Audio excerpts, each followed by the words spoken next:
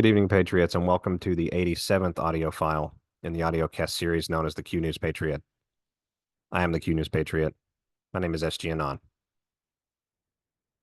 I'm intensely appreciative and grateful for all of the patience, the well wishes, and the support and encouragement that has come from the Patriot community with respect to some of the reasons why File 87 was delayed. Still, I think that each of you are going to find that the file itself is well worth the wait. We have a ton of information to cover in this particular audio file that really helps us to understand, Patriots, why we're winning the broader culture war worldwide, despite some of the chaos happening around us, and perhaps even some good suggestive markers on where we go from here over these next days, weeks, and months. Without further ado, Patriots, let's go ahead and jump right into it. I know many of you have waited for a number of days now. I'm extremely excited to bring to you the constellation of research and digestion that I've managed to put together for our discussion today. The first place we're going to start is Africa. We have credible reports now suggesting that a joint multinational coalition military operation is liberating the underground region of the Horn of Africa, specifically with Ethiopia, Somalia, Kenya, Tanzania, and others. And some of the chatter online suggests that the reason for that might be related to the destruction of the Egyptian mystery schools in the 4th, 5th, and 6th centuries AD, and some of the records, the spiritual records in particular, that were taken out of the northern area of the Nile Delta down to the Horn of Africa and stored underground for long-term hiding. Now, I can't corroborate that particular portion of it, but what we can say as we look at this landscape is that it would make a great deal of sense that something is occurring there beneath the dirt for the good and for the positive. For a timeline here, going all of the way back to February of 2024, there was a deal that the U.S. struck with the Somalian government to build up to five military bases in Somalia. The article taken from responsiblestatecraft.org states that on February 15th, the U.S. government signed a memorandum of understanding with the Somali government to construct up to 5 military bases for the Somali National Army in the name of bolstering the Army's capabilities in the ongoing fight against the militant group Al-Shabaab. Now, many of you out there will be familiar with the fact that Al-Shabaab ties back to the same pool of intelligence funding that all of the other main terrorist organizations across the African shelf and the Middle Eastern and Central Asian shelf ties back to. The article goes on to state this is a development that could risk further militarizing Somalia and perpetuating endless war. Now, again, this coming from the website Responsible Statecraft, an extension primarily of the U.S.-based intelligence community. So anytime they are worried or concerned about something, Patriots, I would suggest that the opposite may actually be true. As we go forward a little bit, in April of 2024, the U.S. military and Tanzania co-hosted a military intelligence conference together. That conference occurred in Dar es Salaam in Tanzania from the 30th of April. So I apologize. This was actually April and May to May the 3rd. I would be very interested to see what was exchanged in those particular discussions, because just a few months later, the commander of AFRICOM, let me see here. Let me see his name if I can find his name. Give me just a moment. General Michael Langley, a U.S. Marine Corps general, on the 9th of September, 9/9/2024, the same day that Biden, the installation known as Biden renewed Executive Order 13848, I apologize, on 9/9/2024. We have a very interesting dovetail with that timeline. And so the article here from dvidshub.net states, from Camp Lemonnier in Djibouti, in a demonstration of U.S. commitment to regional stability, key leaders from Africa Command visited Camp Lemonnier to engage with U.S. troops deployed in Africa. The delegation, led by the commanding general of AFRICOM, included Maureen Farrell, Deputy Assistant Secretary of Defense for Africa, Brigadier General Rose Kiravori, Deputy Director of Intelligence for AFRICOM, and Major General Claude Tudor, Director of Operations for AFRICOM. The visit highlighted the vital role of a combined joint task force, Horn of Africa, in promoting regional stability and supporting their African partners. In another article published the same day on the same website, Combined Joint Task Force, Horn of Africa, U.S. Marine Corps General Michael Langley met with U.S. Army Major General Brian Cashman, Commanding General of Combined Joint Task Force, Horn of Africa, during a visit to Camp Lemonnier, Djibouti on September the 9th. General Langley's visit focused on engaging with deployed troops and observing operations aimed at theater security cooperation and humanitarian objectives throughout East Africa. So this is very much the similar, landscape, the similar setup that we've tracked all throughout this process, Patriots, when we look at the behavior of U.S. Military factions, especially those factions that are force deployed out there in the world, clearly engaged in some sort of cooperation mission, clearly engaged in cultivating joint force coalitions, on the ground in their respective theaters of operation. We can tell that this is a priming of the soil, if you will, a priming of the pump. Now, just a couple of months later, we had Somalia make an announcement where they finally signaled openness to an Ethiopian troop deployment in the African Union theater. The Somali government, this article taken from Mogadishu 24, the Somali government has taken a diplomatic turn signaling openness to involving Ethiopian forces in the upcoming African Union stabilization mission.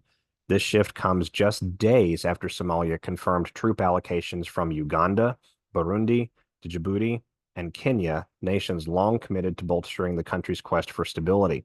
It's very interesting when we look at the behavior of the U.S. Defense Threat Reduction Agency and the U.S. Chemical Biological Warfare Division coming out of the U.S. Army here domestically. When we look at those particular nations, 3 of those 4 nations host a presence of those entities. A senior Somali diplomatic source said that in light of the Ankara Declaration, which champions a deeper regional cooperation and inclusive security framework, Somalia is open to exploring how Ethiopian troops could contribute to that landscape. While no final decision has been made, the public acknowledgement of a potential Ethiopian role marks a significant departure from previous hesitation, reflecting Somalia's broader strategic outreach and a willingness to engage with key regional actors. The coming weeks, I apologize, I've got a little throat thing, Patriots. Allow me just a moment here. All right, the coming weeks will likely involve careful negotiation as Somali officials weigh the strategic, political, and diplomatic implications of welcoming Ethiopian troops. Observers note that any final agreement could reshape regional dynamics, offering a renewed sense of partnership and possibly influencing how other nations across the Horn of Africa engage with long-term stabilization efforts. So I find this just absolutely ridiculously fascinating, Patriots, that we now have the presence of the U.S. military through the Marine Corps, the U.S. military through the U.S. Army's forward deployed Combined Joint Task Force Horn of Africa mission, and they're dovetailing with the objectives essentially of cultivating interagency and intergovernmental cooperatives. And at the same time that this is happening, we had an article published, let me come back here, published in December, on December the 7th of 2024, so Pearl Harbor Day here in the United States of America, that the United States would not seek to normalize any diplomatic relations with war-torn Ethiopia. And one of the reasons that we cannot normalize diplomatic relations with Ethiopia, Patriots, is because the moment that we do that from a statesman side of things, we now have to engage diplomatically first, and we have to essentially put our military presence and our military activities on pause. It's sort of like a good faith operation, right? So in order to avoid the need to do that, this is, again, my opinion, it very much appears that we are cultivating regional security. We are not renewing those diplomatic relations with that Ethiopian government until there has been a broader military objective achieved. While all of this is occurring on December 19th, 2024, we saw a video come out taken from Ethiopia showing very, very unusual geologic activity. It literally looks like the ground is bubbling, but the volcanic activity in the region essentially registers as moot. There's not any volcanic activity reported out of the normal scope. There's no fissures that are reported on the U.S. Geological Survey, nothing like that. So it very much seems that we could have an underground heating happening as a result of, a number of different causalities, and I'll leave it to each of you to speculate on what those might be. From my end, Patriots, it very much seems like we are destroying infrastructure and underground infrastructure in particular of the warlords, the deep state apparatus, the dark occultic opponent that has been hiding a number of things from humanity for a very long time in very deep areas of the world. And we know that Ethiopia, one of the poorest nations in the world on the surface, actually plays host to one of the domes across Africa that hosts some of the most gold, a lot of it belonging to Zimbabwe. So looking at this particular landscape that's played out, Patriots, over the last 8 weeks. It is my opinion that we now have a movement with respect to dethroning the cabal across the African continent. On the other side of the continent, we've witnessed and observed a great deal of progress and motion forward with that mission, respective to getting the neo-colonial presence of NATO and the NATO countries out of Central and Western Africa and actually liberating them from the U.S. aid and the Washington, D.C. Net, if you will, the snare that they've been caught in for a very long time. So you can clearly see that this is a cross-continental operation happening in Africa, and there's a great deal happening, I believe, as fast as it can. Sort of pivoting here, when we talk about a great deal happening in the world, we should probably be aware that a number of things are also happening in Eastern Europe. Eastern Europe is going to be one of the main theaters as we go forward that's going to have a tremendous amount of clout and a tremendous amount of effect coming into this new Trump presidency, and certainly in the first 100 days of this this second visible, third actual Trump presidency that we have now. But one of the things I'd like to highlight is a travel advisory that came from the U.S. Department of State. This travel advisory published December 18th of 2024, Belarus level 4, do not travel. Belarus is heavily aligned, Patriots, as we're well aware, with the Russian government. President Lukashenko in Belarus has openly signaled his intention to reunite the Belarusian countryside with Russia. He's asked Russia for a number of different, very advanced, very powerful weapons. Russia has agreed to supply those weapons to Belarus. So that tells me that a deep, deep level of trust exists right now between those two respective heads of state. And this particular travel advisory, again, issued 18 December 2024, states, do not travel to Belarus due to the Belarusian authorities' arbitrary enforcement of local law, the risk of detention, the facilitation of Russia's war against Ukraine, the potential of civil unrest, and the embassy's limited ability to assist U.S. citizens residing in or traveling to. U.S. citizens in Belarus should depart immediately. Belarus does not recognize dual nationality. Belarusian authorities may refuse to acknowledge dual U.S. Belarusian nationals, U.S. citizenship, and may deny or delay U.S. consular assistance to detained dual nationals. Due to Belarusian authorities' enforcement of local laws, risk of detention, etc., heightened volatility and unpredictable nature of the regional security environment, do not travel to Belarus. And here's the part that I found just very, very fascinating, Patriots. U.S. citizens are advised to avoid public demonstrations. Authorities have used force to disperse demonstrators, including those peacefully demonstrating. Bystanders, including foreign nationals, may face the possibility of arrest or detention. So remember, they also said there were peaceful declarations happening in Tbilisi, Georgia, very recently, and we saw the pressure applied from the Georgian government, from the Georgian Patriots, both in the election of their preferred presidential candidate and then the actual seeing that through. But that pressure did not come without cost. We had a number of U.S.-backed and supported universities that were playing host to violent protesters who were cast in the Western world media and organizations as being peaceful. U.S. citizens should regularly reevaluate departure plans in the event of an emergency in Belarus. Border crossings with neighboring states are sometimes closed with little notice. Additional closures of crossing points across Belarus's border with Lithuania, Poland, Latvia, and Ukraine are possible. So this is very, very fascinating because, President Lukashenko from Belarus has been talking for a couple of years now that it's likely the NATO countries, specifically the U.S. CIA, are going to attempt the same style color revolution Maidan, coup framework that they attempted and were able to successfully execute and implement in 2014 in Ukraine. And again, that was just attempted in Georgia as a failure. But of course, Belarus is a much larger state, much more important territorially, geographically for the sick, sadistic agenda of the NATO warlords in Western Europe. And so I think that we should very seriously look at this as a possibility in the coming days that could ignite an escalation in that Ukrainian conflict and a new urgency in that conflict. Additionally, on the 13th of January, so today, anti-money laundering from Estonia. Estonia makes progress with new targeted financial sanctions on terrorism. Estonia has improved efforts towards implementing financial sanctions related to terrorism. This was published through MoneyVal in a new follow-up report. Further steps are needed for full or large compliance, which Estonian authorities requested for a review. Estonia has enlarged the scope of assets to freeze, subject to freezing, as part of targeted sanctions related to terrorism and terrorist financing. Now, it is worth remembering that Estonia regards Russia's behavior in Ukraine as terroristic in nature. As a result, the country has been re-rated from partly compliant to largely compliant with Financial Action Task Force Recommendation 6. Estonia remains under Moneyval's enhanced follow-up process and is expected to report back on further progress in strengthening anti-money laundering financing measures in December of 2025. On the exact same day, we see a publication from RBC Ukraine. Estonia will soon close its border with Russia. In Estonia, the opposition party has initiated a bill that would direct the parliament to instruct the government to close the Estonian-Russian border. The leader of the opposition party proved the need for the bill with several hybrid attacks that, according to him, Russia organized against Estonia.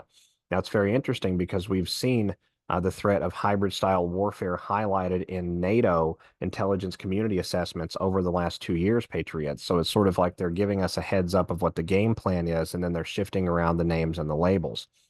Both partner intelligence services and Estonia's security agencies have repeatedly warned about the risk of sabotage by Russia. The Russian border guard took a hostile step by removing the buoys that mark the border from the Narva River. The opposition leader also recalled a terrorist attack in the Gulf of Finland last December aimed at destroying the Estonian-Finnish underwater infrastructure. This person believes, given the current security situation, that it is appropriate to close the border between Estonia and Russia.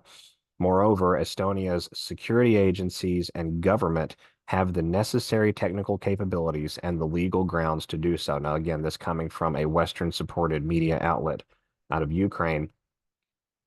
Just a few days before that, this article coming from Atlantic Council. We know the Atlantic Council is a concentration of warlords, of course, across the entirety of the NATO sphere, including the Pacific region. Individuals that do service oftentimes in those regions retire from the services and then come out and end up on councils like this.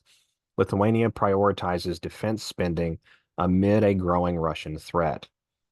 This article published a few days before, January 2nd, so 11 days before. The entry of North Korean troops into Russia's invasion of Ukraine last November has highlighted the increasingly global nature of the war unleashed by President Vladimir Putin. Really was unleashed by the United States, right, in 2014 in 2022. Meanwhile, Donald Trump's U.S. election victory has sent a strong signal to European leaders that they must prepare to invest more in their own defense. Nobody is more acutely aware of these security realities than the new government of Lithuania, which just took office in December of 2024. Situated close to Russia and on the eastern frontier of the democratic world, Lithuania is a member of both NATO and the EU. The largest of the 3 Baltic states, it is on the front line of the geopolitical struggle between the West and Putin's resurgent brand of authoritarianism. The Russian leader is not acting alone, of course. In December of 2024, Lithuanian President Gitanas Nausėda warned of an emerging axis of evil, including Russia, Belarus, China, Iran, and North Korea. The Lithuanian leader stressed the importance of a united stance among his Western counterparts. So looking at that, Patriots, it very much seems that we have preparation going on, right? This seeking to, get ahead of the narrative, get ahead of the 8 ball, understanding that the NATO countries can simply not allow, and we've talked about this for a while on this program, they simply cannot allow the Russians to go all of the way to the western borders of Ukraine. What the Russians will discover in that process and then publish out to the rest of the world would be enough for a number of tribunals lasting years probably in their making. And so this is very much existential for these intelligence communities, these warlord councils, these hyper-concentrated, influential, and militarized pulpits of power, because they've been actively abrogating essentially all of the main treaty, considerations, I guess is the best way to say it, going back to Eastern Europe and really to world security for a number of decades now. And what I find very interesting with respect to that document that we just, or excuse me, with respect to that press release that we just read regarding Lithuania, on the 10th of January, the Lithuanian embassy, the U.S. embassy in Vilnius, put out a request for quote regarding improvements to the embassy building in Vilnius. And the general requirements for that particular request for quote under Section B, Statement of Work, B2, Section subsection B1, requirements under this contract will amount to a multidiscipline effort to complete architectural and engineering services that define the construction and operating and maintenance requirements of the embassy facilities. In addition to the normal structural and engineering services provided for building design, the design services requested include, but are not limited to, interior design, fire and life safety protection, signage, radio frequency shielding, physical security reinforcement, blast protection, seismic site utility improvement, drainage system security, domestic water treatment availability, and possible treatment of wastewater and sewage facilities. So that is a complete bunkering, essentially, of the U.S. Embassy in Vilnius, in Lithuania. And we've talked for a long time, again, Patriots, on this program, that the Baltic states were illegally seized from Mother Russia between 1917 and 1947. And then we've witnessed a very similar style MK Ultra campaign deployed in those regions of the world to artificially create those cultural and demographic divides, just as we've seen here in the United States of America. And much of that is going to end up either reverted or put up for a public referendum before this process is over. Now, what else is very interesting with respect to Eastern Europe goes to the other end of the vertical axis that we've drawn here, all of the way down to Bulgaria. In December of 2024, this ties back to the nuclear concerns that Russia has with what's going on in Eastern Europe, as well as potential facilitation of a NATO nuclear false flag attack. December 13, 2024, the U.S. Trade and Development Agency signed a technical assistance grant with state-owned Bulgaria Energy Holdings to accelerate the deployment of small modular reactor nuclear power plant technology and advance the country's energy security and clean energy goals. Now, what is very fascinating about that is in August of 2024, CIA Director William Burns was cited in Sofia, Bulgaria, and it was reported by a number of Bulgarian media outlets. And then we saw the Bulgarian government essentially issue a statement that said there was no such visit. We've had media inquiries related to this, but we know of nothing like that, and they've not given any other context behind that. Now, what is very fascinating when you dig into Bulgaria Energy Holdings is the fact that Bulgaria Energy Holdings is a state-owned, basically private-public entity all in one. And this particular entity was associated or was put into an association format in 2008. The CEO of the company at that time, Jacqueline Cohen, resigned from Bulgarian Energy Holdings in August of 2020. We come back here. Give me just a moment here. There was something very important with this. So 2008, 2020. In March of 2022, Bulgaria signed an energy cooperation memorandum with UK and US investors. This is where we're going with this, Patriots. Bear with me because I've got a lot of tabs open on this end. Bulgaria's Minister of Energy, Alexander Nikolov, this is in 2022, on 23 March, signed a memorandum of cooperation with London-based emerging market asset manager GEMCorp Holdings and U.S. nuclear technology developer IP3 Corporation. Let me see here. The document regulates cooperation on the planning and implementation of projects for clean energy production, alternative and strategic gas supplies, security of energy supply, clean energy, and the development of nuclear energy. This will ensure alternative, stable, and affordable gas supplies for the country, increasing regional security and protection of critical infrastructure. IP3 Corporation said in a statement, this effort will develop Bulgaria's innovative commercial plan to ensure the energy sovereignty needed to serve its baseload and industrial needs. The relationship will involve collaboration to lead the transition for energy generation options in the region. GEMCorp and IP3 will provide project development, financial structuring, and funding solutions in a phased approach. Now, when we go over here to IP3 Corporation, which of course is the corporation that is backing, that's essentially funding this effort over there in Bulgaria. And remember, these efforts, again, are being funded through Bulgaria Energy Holdings, right? I know I'm moving fast here, but Bulgaria Energy Holdings is the Bulgarian government-owned nuclear interdiction, essentially the intersection point between the government and the energy sector. And so that entity is handling the rollout of this new partnership on the ground in Bulgaria. And if you come over to ip3international.com and go to their founders page, founders and management, you will find Honorable Robert Bud McFarlane, retired Rear Admiral Michael Hewitt, U.S. Navy, Annie Chan, director, retired Admiral Eric Olson, U.S. Navy, retired General James Cartwright, U.S. Marine Corps, Dr. Lars Butler, Honorable Alan Dunn, Chief Legal Officer, and Stephen Solomon, a Chief Financial Officer.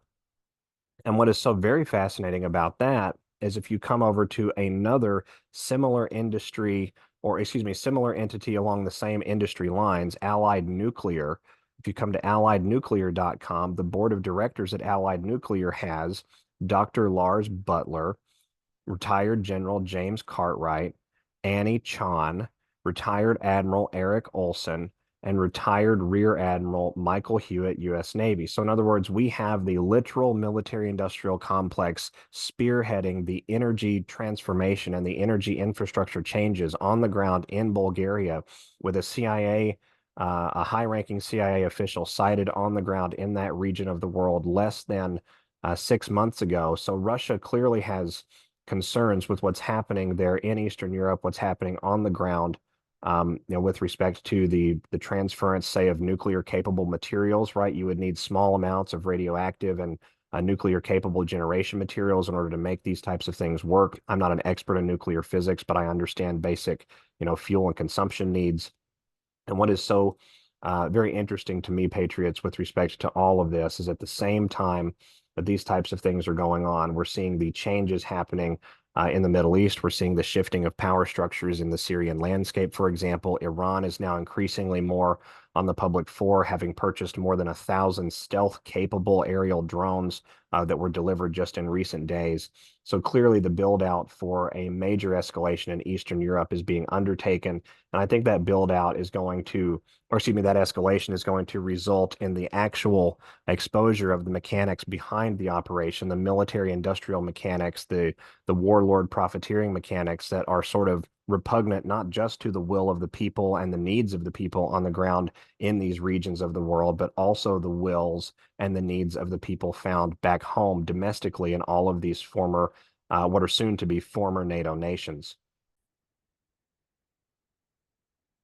Now, when we talk about different regional theaters and different security needs, for example, we also have to remember that the South American continent, the South American component of the Western Hemisphere, is not exempt from this process, Patriots. And we've been expecting something to come as a result of the shifting geopolitical tensions in South America, as well as the heavy entrenchment of the U.S. intelligence community in the South American countryside, going all the way back to the 1960s.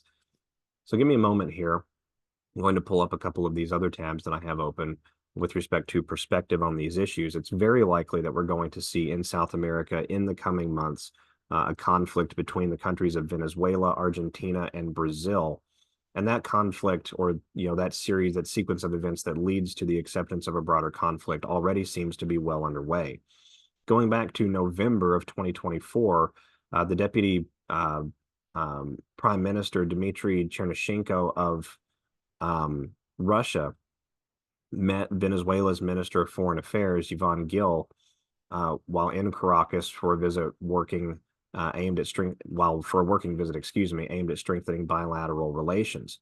And in statements made from that particular meeting, we had the Deputy Prime Minister from Russia make a statement that Russia will be prepared to enhance its defense industry collaboration with Venezuela and also to help the country address the needs of its armed forces.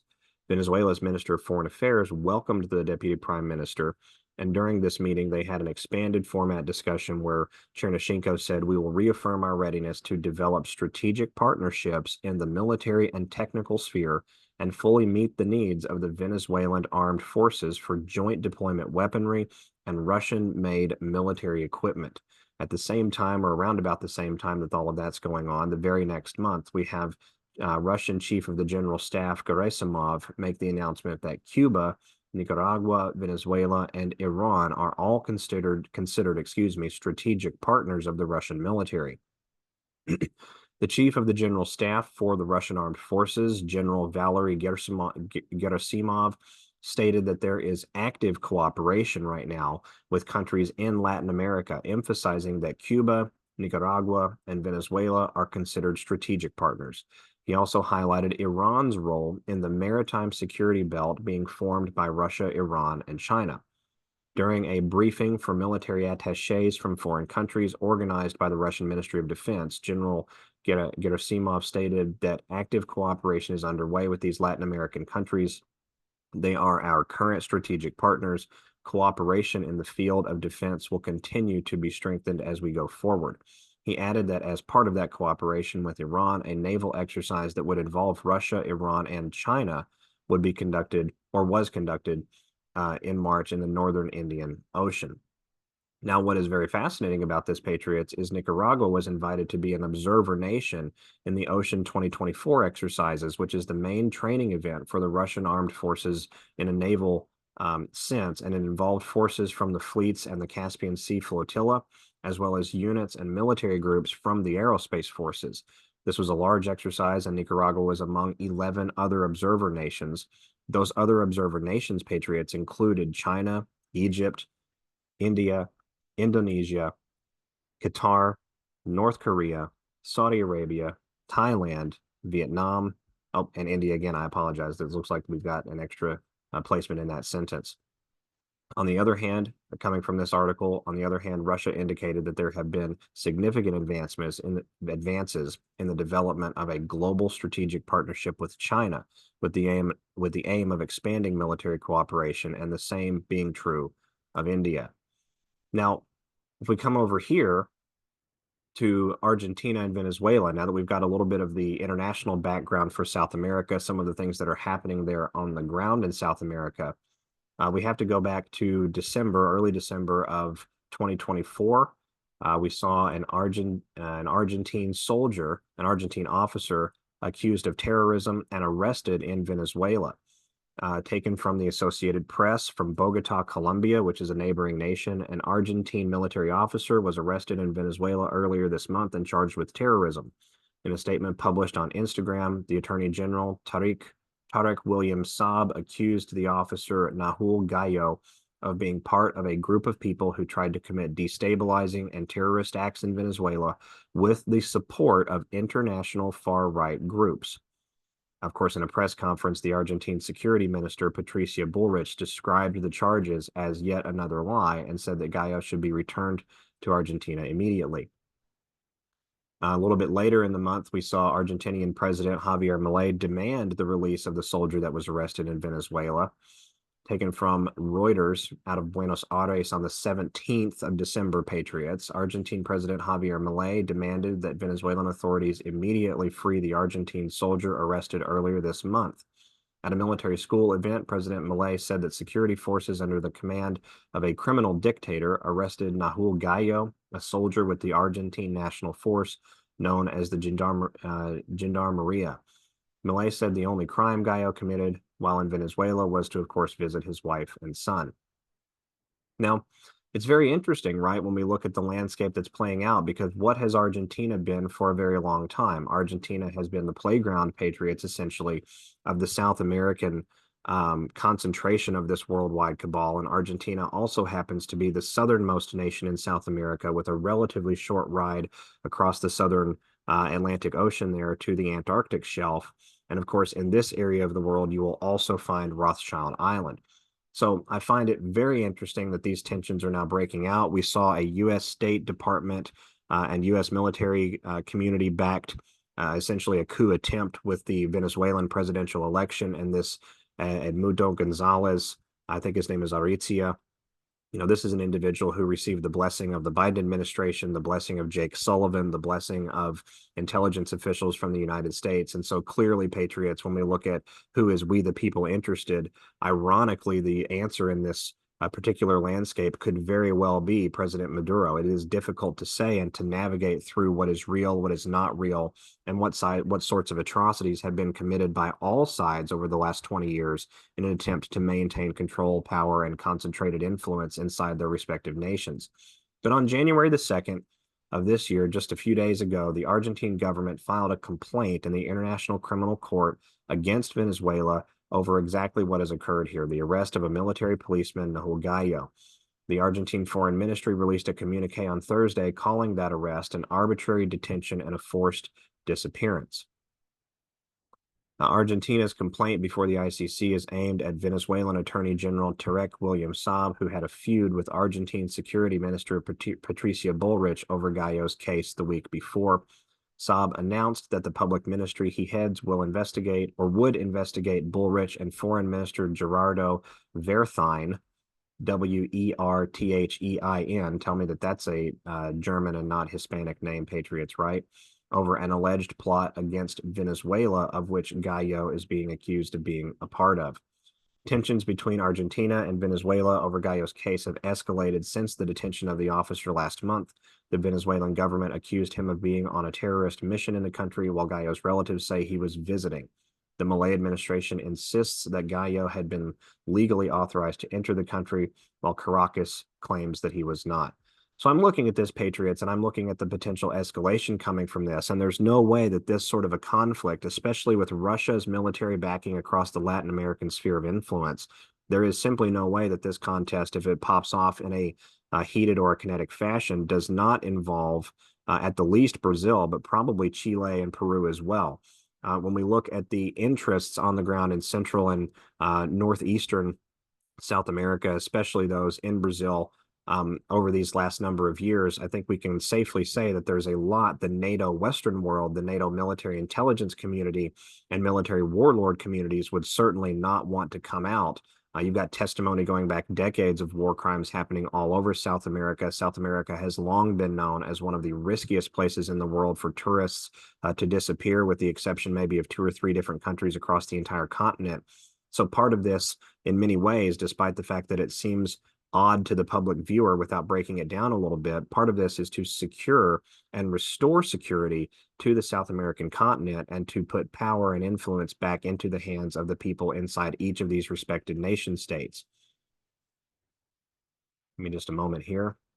I'm going to move on to the next part of our discussion. When we talk about security, Patriots, we also need to keep in mind that the security of South America, the security of the Middle and Near East, the security of the North African and Central and West African continent, the security of the Sub-Saharan and East African continent, the security of Eastern Europe, all of these places have to be given essentially a clearance, if you will, the all clear, if we want to call it that, before we can advance any sort of serious Great Awakening initiatives forward. Many of us out there have, dreams of healing the world, employing technology, putting vast amounts of resources and capital and developmental funding back into these areas. And these dreams, of course, span all across the NATO Western world, across the populations that are waking up, that are realizing, many for the first time, what has actually been happening all around the planet.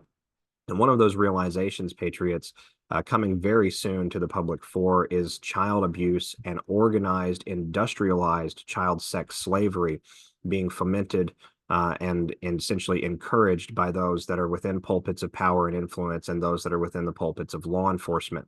Q told us for a long time, many years ago, that many, and I'm quoting that, many similar cases tying back to organized sexual abuse and sex trafficking of children would come to the fore before this process is over. Many of those cases, of course, interdict the church and spiritual pulpits, but we're now seeing the narrative prep, the red carpet rollout essentially for crimes against children happening across the political sphere as well, most notably in recent days with Elon Musk's attention on X, with more than 210 million followers on that profile alone, placed squarely upon organized rapist gangs that had been allowed essentially to traverse the British and English countryside with the government's knowledge, while the government actively stonewalled, obstructed, and prevented investigative efforts on the ground by those that might have truly been interested at a law enforcement level in finding these children, in bringing these gangs to justice, and in stopping this criminality.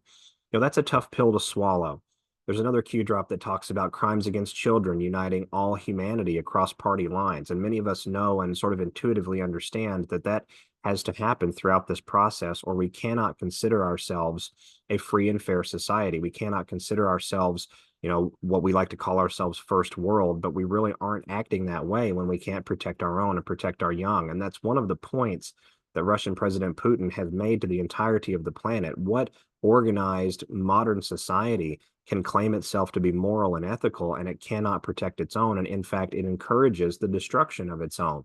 It's sort of a rhetorical question in many ways, Patriots, but asking it, I think, especially from an official pulpit of power, the world's largest nuclear power, one of the world's largest militaries, I think that adds an element of weight and gravity to it. This really, truly is all about the children.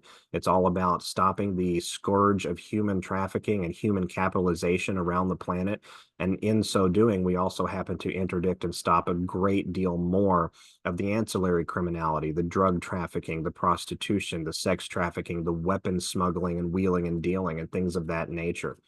One of the reasons that 9/11 was even able to be accomplished in the fashion that it was because of weapons smuggling, the ability to move vast quantities of nefarious materials in and out of both the United States and Eastern Europe, in and out of the United States and the Levant area with Israel, certainly out of Western Europe with France, tying back to some of that. And of course, Saudi Arabia. So looking at that, we have to remember that a great deal of what is occurring in the world is happening, maybe is the best way to say it, in a fashion that provides the biggest and heaviest blanket of assurance and certainty that these types of criminal actions and criminal engagements in the future can simply not occur.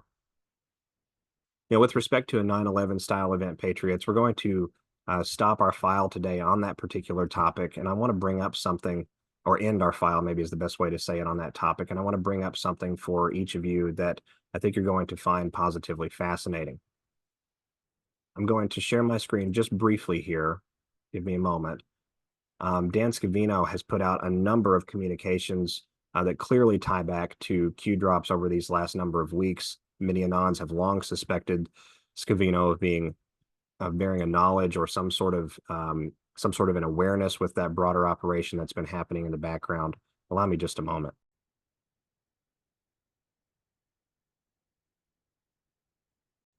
Here on the screen before you, you will see the share of Mr. Scavino's GIF image from January the 12th, 2025 at 10:16 p.m. Eastern Standard Time. This device is locked on Central Time, Patriots, for your reference. And it's simply a GIF of an hourglass. And it's actually such a smooth progression inside the GIF image that it's difficult to tell when it begins and ends. And I find that very interesting. If you give me a moment here, I'm going to go through the breakdown of this, what I believe this could be suggestive of, in just a moment here. So I was interested in this particular tweet, Patriots, because it is so cryptic, and typically anything coming from Scavino with a cryptic nature along these lines has a broader meaning, a broader purpose. We've witnessed that pattern a number of times playing out, oftentimes giving us suggestions of things to come, such as the Mar-a-Lago raid in August of 2022. But going all of the way back to 2012, just to get the discussion on this particular hourglass GIF that was shared on Scavino's tweet, the U.S. Army was highlighted in 2012. The SDDC operations branch is the hourglass of DoD surface transportation. Now, what have we been witnessing happening here in America, Patriots, over the last several months? A tremendous amount of reallocated National Guard and militarized assets, a tremendous amount of unit activation across the entirety of the National Guard force, everything from electronic warfare to intelligence wings to on-the-ground units with specific local missions. We've seen activation of military police that were then sent to Guantanamo Bay in the last 90 days. So this article, granted it is coming up on 13 years old now, again, just for context, from Scott Air Force Base, many military operations centers tout themselves as the nerve center of the organization, but the Deputy Chief of Military Surface Deployment and Distribution Command's Operation Branch described the Operations Center as an hourglass. According to, let me see here, Marissa Beeler. Let me see, who is Marissa Beeler? Marissa Beeler looks like the reporter on this particular article. Pointing to the top of the hourglass, Ms. Beeler said, up here you have U.S. Army, U.S. Transportation Command, U.S. Army Material Command, the combatant commands, the Defense Logistics Agency, the separate armed services, and so forth. And down here at the bottom of the hourglass, you have the brigades, their battalions, and our commercial partners. So Beeler must be an active officer here with inside the Command Operations Center. She's a civilian employee, it looks like. The Command Operations Branch core competencies are to plan, direct, monitor, and assess surface deployment and distribution requirements for the Department of Defense, to provide oversight for exercises, contingency plans, traffic management, transportation systems, and customer support. Beeler said the command's brigades and commercial carriers push up a great deal of data, and the folks in the COC and Fusion Center take that data, synthesize it, link it together, and push it out to the combatant commands. Now, that's very fascinating when you look at the military comms that have come from President Trump just in the last 90 to 120 days, him discussing that the unrest, anything unrestful surrounding the election, and remember, we're still in that post-election period, Patriots, could very easily be handled by the National Guard, or if really necessary, by the military. That was an interview conducted with Maria Bartiromo immediately prior to the election. But I think Scavino's message here, in addition to reminding us that everything is truly secure, that we do have the initiative, Patriots, and that we are in an active conflict and struggle for the destiny of this nation and the destiny of mankind by extension. I think Scavino's message has a little bit more of depth and another dimension to it. If we come to let me see here, the x.com account of Apple TV. Apple is a very interesting company. Apple found themselves, of course, in the crosshairs of a number of different executive orders and seizures that occurred under the first Trump administration, including partnership with China and facilitation of the theft of U.S. national security and intellectual property. And so Apple TV put out a tweet on the 4th of January, or a post, I guess now, on X, on the 4th of January, 2024. So this has been a year ago at 5:23 p.m. Central, 6:23 p.m. Eastern Time. Operation Hourglass is a go. Now, the video shared on this particular post, and again, you would have to go to the x.com Apple TV account to see this post, but the video, the short promotional video, is 1 minute and 15 seconds long. And if you take January the 4th of 2025, now again, this was posted in 2024, but if we take that and transpose it by 1 year, and we take 115 days back from that, and the same math would hold with 2024, 115 days back from January the 4th is September 11th. Now, to add another dimension to this, there was an Operation Hourglass undertaken by the Israeli military, an anti-terrorism mission in 2020. In June of 2020, military activity was growing in Lebanon and countries to the north of Israel. The leader of the Israeli Defense Force at the time became worried that this threat would move south after several incidents that had occurred in May of 2020. And so Operation Hourglass planning began on June 6th of 2020, the anniversary of D-Day here in the United States.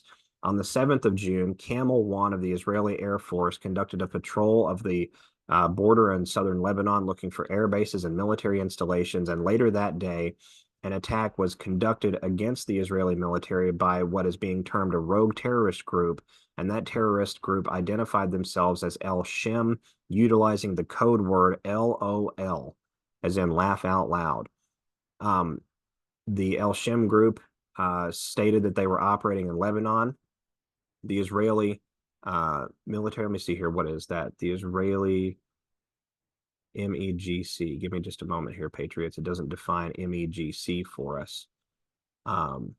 But this Israeli aligned group, MEGC, confirmed that this group El Shem, or claimed that this group El Shem were allies at one point. In June, and later on, June of 2020, just a few days later, Israel cuts all ties with El Shem and declares its support for Spain in its war against Morocco, El Shem, and Taiwan. Now I know I'm tracking a little bit, far here, Patriots. Give me just a moment. I'm gonna bring it back here. So we have an anti-terrorism operation codenamed Operation Hourglass being conducted by Israel in 2020, right? We also have Apple TV a year ago, just this month, highlighting that Operation Hourglass is a go. If we come over here to El Shem, one of the things that you find with respect to El Shem in Israel, tying back to El Shem, is a group called El Shem Earthworks Limited with a code name, or excuse me, a company identifier of 511-522-690. Now, this company might as well be a ghost online, Patriots. When I went to the website, checkid.co.il to attempt to poll the Israeli database, the company database for this company, there is a 404 error. I applied the URL and several other URLs to the Wayback Machine, web.archive.org, and that URL has been completely scrubbed from the Wayback Machine. If you type in Shem Earthworks 511-522-690 in a search engine, you get less than 10 results on Google, which we know is a highly captured operation, just by nature of its business dealings and the behavior that it's engaged in with respect to the U.S. government these last 7 to 10 years. That particular search engine, the largest in the world, will return you only one result. So I had to go through and eventually use Translate and do a more manual dig on this company. And what I found from Israeli websites is that the purpose of the company was to engage in the types of geologic occupations listed in Israeli regulations. The company was created by an Avigdor Kanti. The type of corporation was filed as an Israeli private company. It was filed as El Shem Earthworks Company Limited. And again, the purpose defined as to engage in the types of geological occupations listed in Israeli regulations. Foundation date 12/9 of 1990 and status deleted from the Israeli database. Now it has an address of 94 Ibn Givrol Street. It's IBNGVIROL, Tel Aviv and Jaffa. And the attention address, the name for any official correspondence is again Avigdor Kanti. Now I couldn't find anything underneath that particular name, Patriots, but when I did a broader search, and I eventually had to stop using most surface level search engines, I did a broader search through my Tor browser, and I turned back in Avigdor Kahalani. This individual is a former Israeli soldier and politician, and he also happens to be the IDF commander who saved, quote unquote, this coming from a Jewish news syndicate website.org, the IDF commander who saved the Golan Heights from Syria. Avigdor Kalani, who was awarded Israel's highest military medal for defending the Golan Heights in 1973, so that means conquesting the Golan Heights, recounts those heroic war efforts. This article published 2019. Oh, apologize there. This article published in 2019. In 1994, Mr. Kalani was part of the Labor Party government and fought against Prime Minister Yitzhak Rabin when he learned that the Prime Minister wanted to give up the Golan Heights. Eventually, Mr. Kahalani broke away from the Labor and formed a new party called the Third Way. Then we know that they love their threes, right, Patriots, to fight against a withdrawal from the Golan. The new party won 4 seats in the 1996 election and then joined Benjamin Netanyahu's coalition. Kahalani was made Minister of Internal Security. So what is very interesting is he eventually rose to Minister of National Security for the entirety of the state of Israel.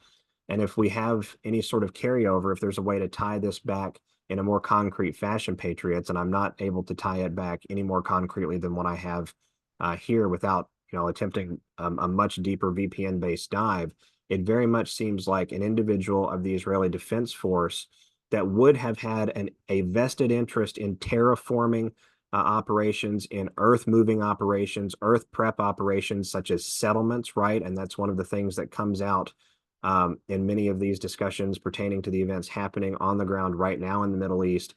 This individual and that company would have had a vested interest in the events happening not only in the Golan Heights from 73 onward, but also in the present day and present time where we've seen significant incursion into other areas of the Middle East. And we could have a philosophical debate perhaps another time on the validity and the justification behind some of those incursions. But I would argue that many of us out there now fully understand that we've sort of exceeded the scope of what was initially necessary, and it's now increasingly looking like more of a land grab and a conquest grab than anything else.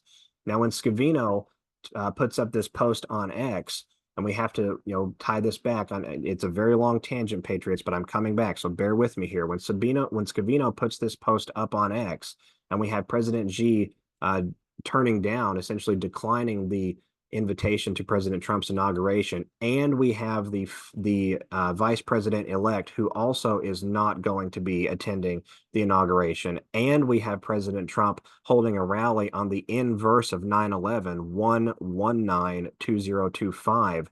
I think that's a very gigantic takeaway that we could have something much more at play here. And how do you move large amounts of nefarious materials? You need large industrial scale style companies. You need the ability through logistical supply chains.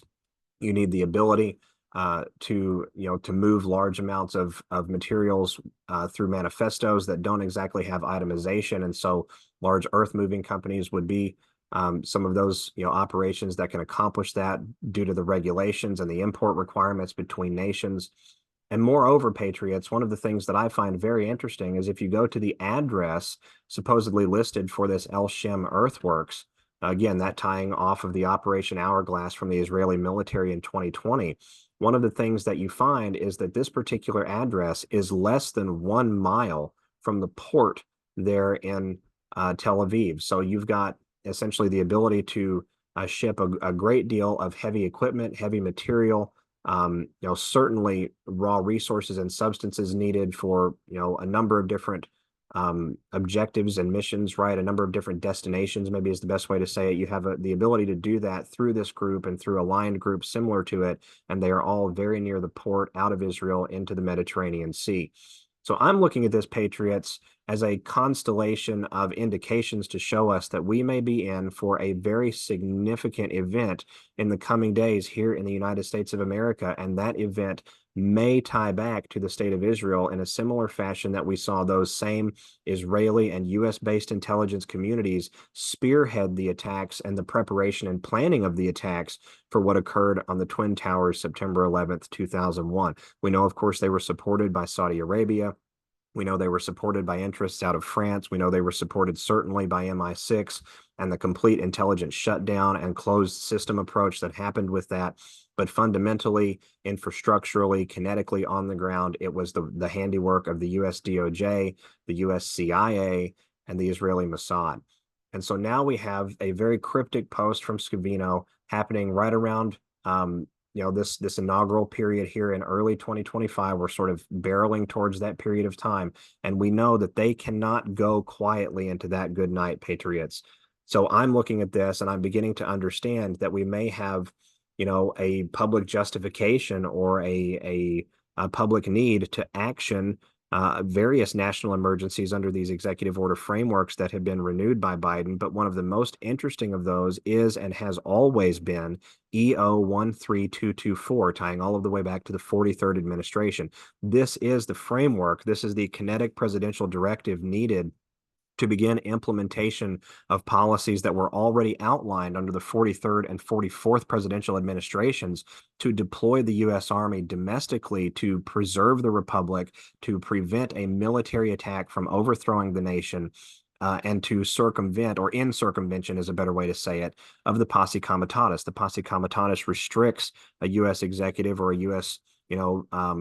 President from being able to deploy the Army for a law enforcement aim, right? What would be considered inherently an internal problem, an internal struggle, but a foreign inspired or foreign coordinated militarized terrorist attack on the United States of America would be out of those particular boundaries of restriction. And so I think we're very much seeing communications from President Trump and those around President Trump, communications from entities that we know have been captured in an information dissemination war to let us know that these events are very likely coming and that they are the gateway, the birth canal, the pathway to a truly expanded situation here in the United States that allows for we the people to take total control of our governments, our organizations, our institutions, and our county, city, state, and federal offices by the time that we move all of the way through the process.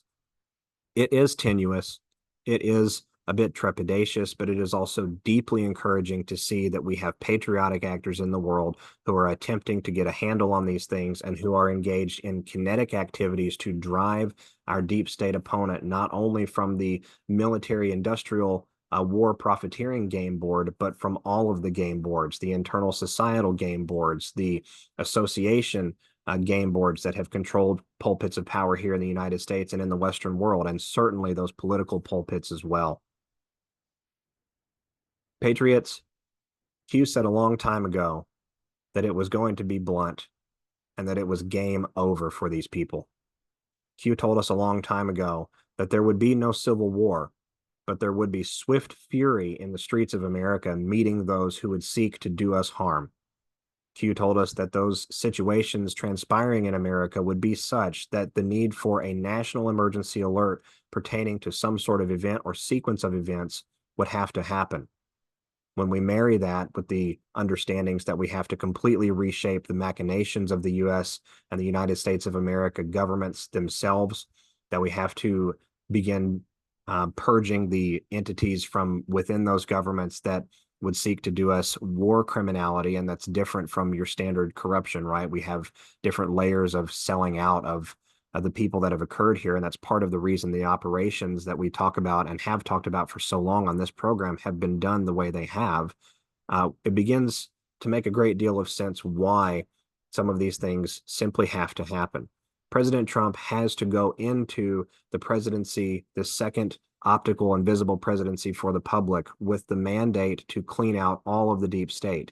And that includes the militarized and military intelligence deep state that has controlled the levers and the puppet strings of those in power, not only in the United States, but the entirety of the Western world for a very long time. We are nearly there, Patriots. And I could not be more excited and a little bit nervous to stand down all of these events and to face the storm that President Trump talked about, with each and every one of you. It is a glorious and fantastic time to be alive.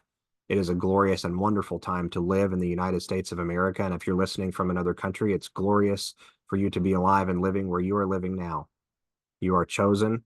We are all in the right place at the right time.